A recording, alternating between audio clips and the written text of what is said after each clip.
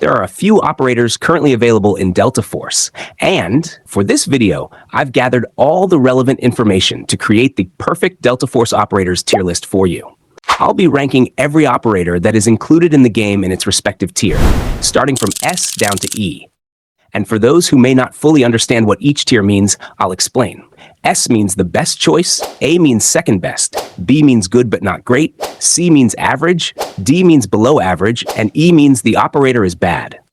Before we get into the video, if you want to top up your Delta points and you're looking for the best and cheapest way to do it, let me introduce you to Top Up Live. With Top Up Live, you can load up on Delta points fast, secure, and at a lower price than in-game. That means more operators, more skins, and more action for less money. And it's not just Delta Force. They've got PUBG UC, Farlight 84 coins, Free Fire diamonds, even PlayStation, Xbox, and Steam gift cards. Use my code SPART at checkout to get 12% off instantly. The link's in the description and pinned comment. Top up now with Top Up Live. All right, let's start things off with Dwarf. Honestly, I think this guy is one of the most balanced and flexible operators in Delta Force.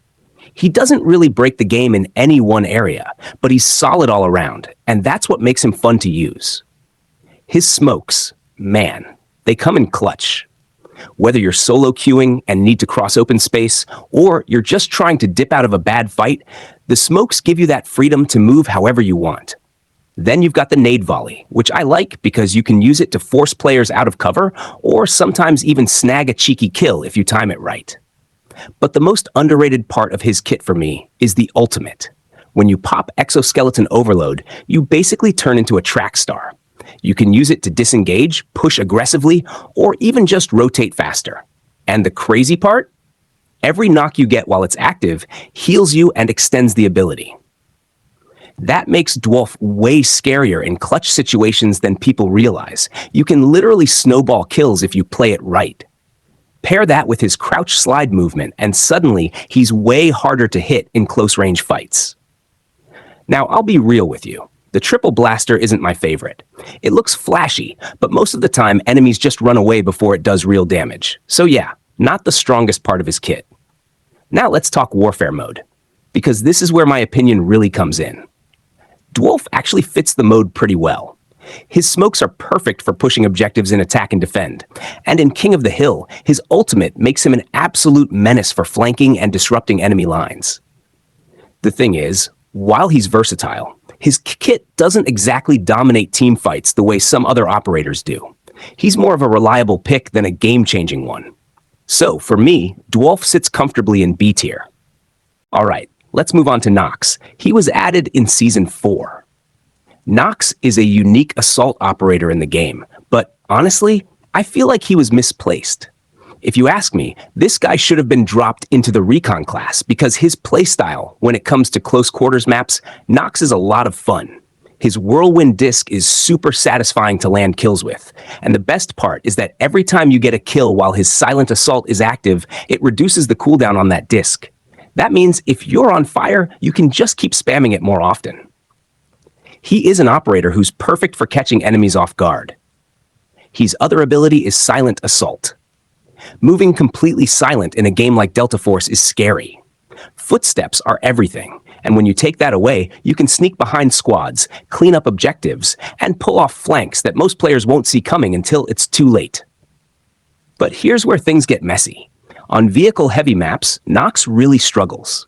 He doesn't bring much to the table when you're up against tanks, transports, or air vehicles. Sure, you can throw on a gadget to help with that, but let's be real. The assault class anti-vehicle gadgets aren't anything special. So he ends up feeling like dead weight when the fight shifts into larger-scale warfare. So here's my verdict. Knox is a really fun operator and more suitable for operation. I'm putting him in B tier. Let's talk about Stinger. And honestly, this guy is just cracked. If you're new to the game, or if you're already a seasoned player, he's one of those operators that feels reliable in literally every situation. His whole kit is built around survivability and support, and the Curette pistol is straight up busted. You can heal teammates from range, revive them faster, and even patch yourself up when things get dicey. And if you combine it with a med pouch, forget it. You basically turn into a walking hospital. That kind of sustain makes him an absolute nightmare to push against in longer fights. Then you add in his smokes, and suddenly Stinger's got tools for every scenario. Need to cover a revive? Smoke. Want to cut off an enemy sightline? Smoke. Trying to close the gap in CQB? Yep, smoke again.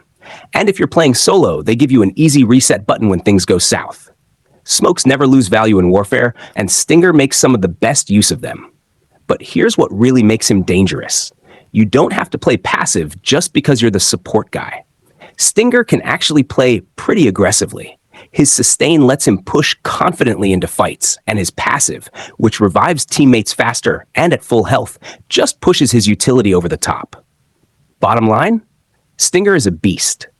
He's flexible, reliable, and one of the strongest operators in the entire game. In Warfare specifically, he's invaluable because keeping your team alive and pushing objectives is what wins games. For me, he's easily locked in at S tier. Next up, we've got Shepherd, and yeah, this one's tough. Shepherd is super situational. On the right maps, he can actually be a pain to deal with, but outside of that, he struggles a lot.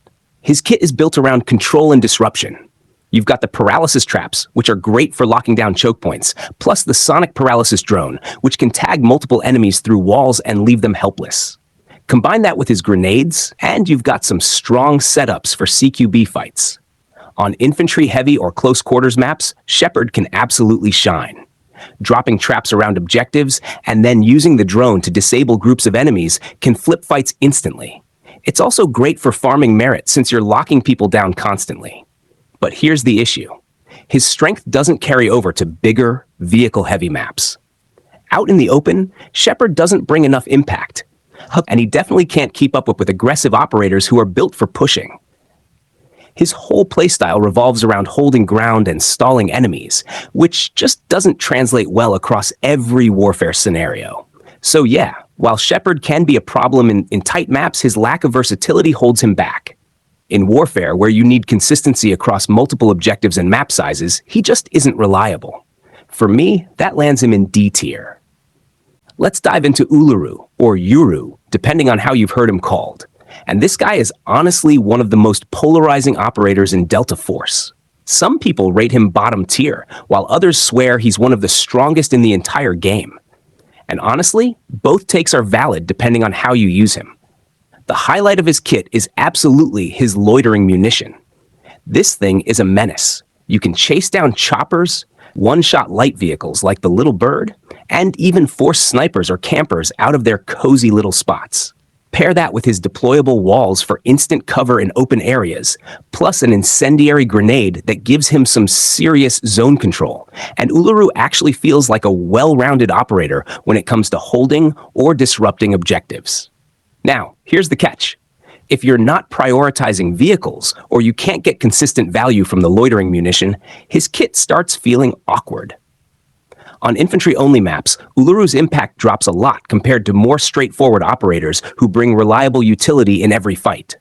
But in warfare mode, where vehicles play such a huge role, Uluru shines. He can keep the skies and roads clear while still being useful for locking down objectives. That's why, for me, Uluru sits comfortably in A tier. He's not as universally reliable as an S tier pick, but in the right hands and on the right maps, he's an absolute powerhouse. Now let's talk about Cinea, one of the more gimmicky operators in Delta Force. His entire identity revolves around the EOD set and that giant blast shield. And when he first dropped, he honestly felt terrifying because players didn't know how to counter him.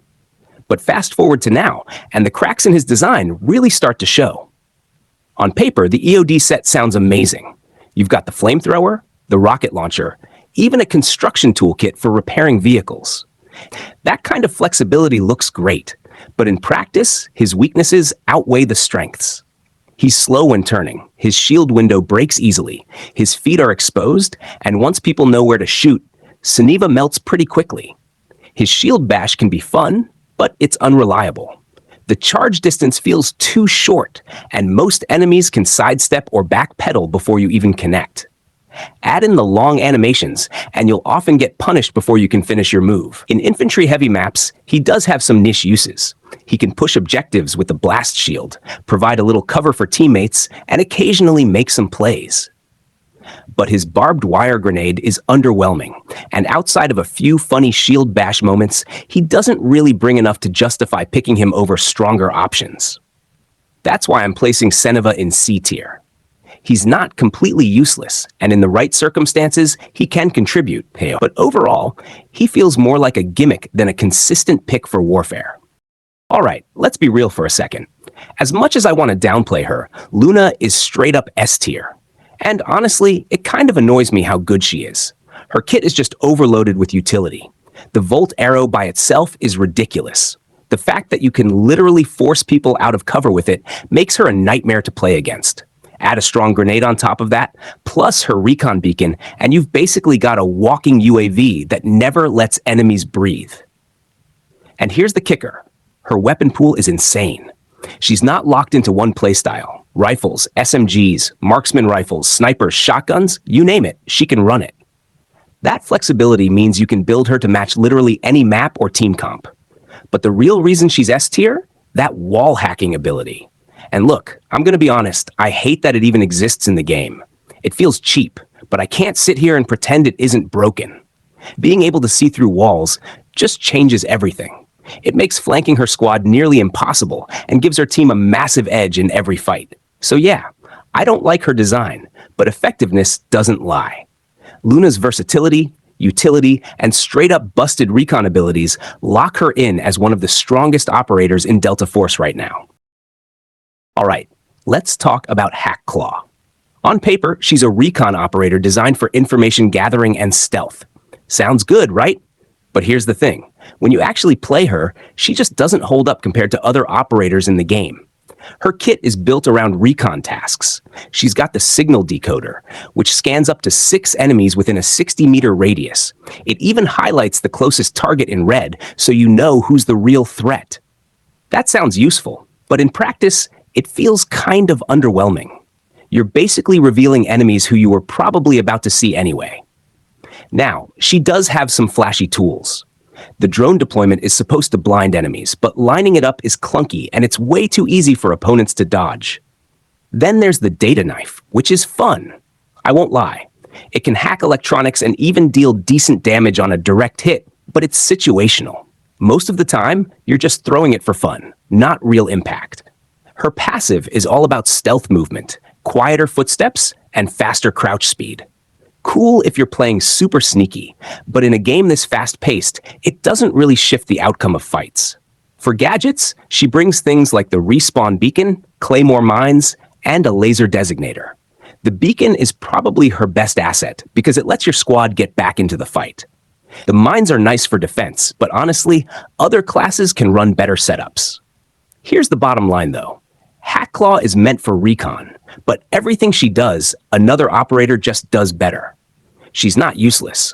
Her beacon and tools can help in certain situations, but she's definitely sitting in D tier for me. If you're looking for raw recon value or utility, you'll probably bench her for someone stronger. Now let's talk about Vyron, one of my personal favorites in the assault category. His kit just feels so smooth once you get used to it. The jump pack is what makes him special. Every time you get a kill, it resets, which means you can chain movement plays together and basically stay in motion the whole fight. Compared to D-Wolf's crouch slide, Vyron's jump pack gives you way more flexibility since you can dash in any direction, not just forward. On top of that, his magnetic bomb is really useful against vehicles, and it combos perfectly with his crouching tiger ability in close quarters fights. The only downside is that magnetic bombs feel a bit weak right now. Throwing 2 onto something like an IFV only nets you around 70 damage. Honestly, I think that should be closer to 80 or 90, because it's already risky enough sneaking up on vehicles. If they gave that a buff, Vyron would probably shoot up into S tier. Personally, I think Vyron's one of the most fun assault operators to play solo. Once you're comfortable with his reset mechanic, you can 1v2 or even 1v3 pretty consistently, just because you can dash in, get a knock, then immediately reposition with another dash. It makes him feel incredibly fluid and rewarding when you're aggressive.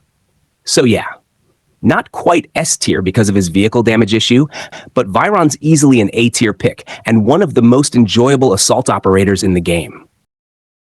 Next up is Toxic. And honestly, she's one of the more unique support operators in the game. What I really like about her is how disruptive her kit feels when you use it right. Her adrenal boost is easily the highlight. Buffing you and your teammates' weapon handling in the middle of a fight is huge. Even if you and your opponent are on equal footing, that tiny edge from adrenal boost can flip the fight in your favor. It's one of those abilities that doesn't sound broken on paper, but in practice, it makes a huge difference. Then there's the Dragonfly Swarm. I love how much space control this gives you. It forces enemies out of cover, it chips away at anyone who tries to tough it out, and it just creates pure chaos in tight choke points. Add her blinding gas grenade into the mix, and you've got a kit that constantly messes with enemy positioning while giving your squad windows to push. The catch with Toxic is that she really shines when you're in a coordinated squad. If you're solo queuing, sometimes teammates just don't take advantage of the buffs or the openings you're creating, which makes her feel a little underwhelming. She's still solid on her own, but she's not as self-sufficient as some of the other supports like Stinger. Overall, I'd say Toxic is a strong A-tier operator. In the right team environment, she's incredibly effective, but if you're just solo grinding, she doesn't always reach her full potential. Alright, let's talk about Tempest. She's one of those operators that I feel a lot of people are sleeping on. I've been messing around with her quite a bit, and honestly, she's fun, but she definitely lands in that middle ground for me. Not bad, not broken, just solid. Her passive auxiliary surge spine is simple but effective. Anytime she's taking incoming fire, she gets a sprint speed boost. It also gives her a small bump in swimming speed, which, let's be real, is kind of niche. But hey, faster is faster. Nothing crazy, but it does make her a little trickier to lock down in a fight. Now, her first big tool is the drill charge. This one's interesting. You throw it on a surface, and it shoots an electric current that can actually pass through walls up to 7 meters deep. If enemies are hiding, this thing paralyzes and disarms them, basically leaving them wide open. It's great for forcing people out of cover or for getting that cheeky melee kill you need for her progression. The downside? You only get one. There's no cooldown, and you have to resupply. Plus, it takes about 3 seconds to go off, which means alert players can dodge it pretty easily. Cool idea, but not game-changing. Then there's the combat roll, and honestly, this is my favorite part of her kit. You can roll in any direction, and every time you get a kill, the cooldown resets, very similar to Vyron's jump pack. If you chain kills together, you're basically rolling around like Sonic, making yourself insanely hard to hit. You can even use it to cross gaps on maps, dodge pushes, or just confuse the hell out of people. It's one of those abilities that has a super high skill ceiling if you master it. Her last ability is the Emergency Evasion Device, or EED. Think of it like a get-out-of-jail-free card. You tether yourself to a canister, and if you take fatal damage, it pulls you back and saves you. In operations, it even lets you auto-revive once per game, which is huge. You can also use it offensively. Peek out, take some shots, then snap back to safety. There's also a suspension mode if you fall or jump off something high, which can be funny, but honestly leaves you hanging there like bait. It's situational, but when used smartly, this ability can be clutch. For gadgets, she's got the standard assault kit, flamethrower, EMP launcher, shield, syringe, etc. Personally, I like running the healing syringe with her because it pairs really well with her aggressive playstyle. You roll in, take some damage, heal up, and keep the pressure going. So overall, I'd say Tempest is a strong B-tier operator. She's got great movement, a decent mix of tools, and she's a blast to play if you like being aggressive. But some of her abilities, like the drill charge and suspension mode, feel a little too gimmicky or inconsistent to push her higher. If you're cracked with movement operators, you can definitely make her look like A-tier. But for most players, she sits comfortably in B. And that's my complete Delta Force operator tier list. Every pick has its strengths and weaknesses, but at the end of the day, it all comes down to how you play them. Whether you agree or disagree with my placements, one thing's for sure. Mastering your favorite operator is what really sets you apart on the battlefield. MDG Spart, stay legendary.